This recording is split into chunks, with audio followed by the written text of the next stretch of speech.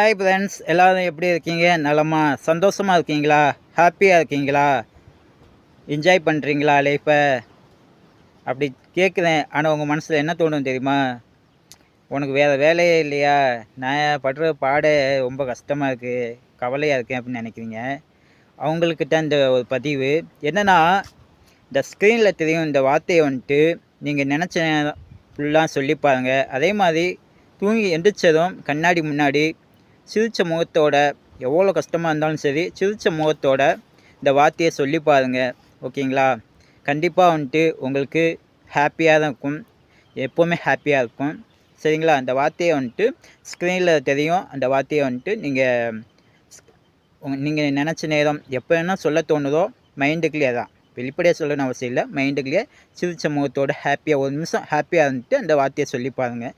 அன்றைய நாள் மட்டும் இல்லை, எப்போவுமே ஹாப்பியாக இருப்பீங்க. ஓகேவா? இது மந்திரம் இல்லை, தந்திரம் இல்லை, எதுவுமே இல்லை. பாய்.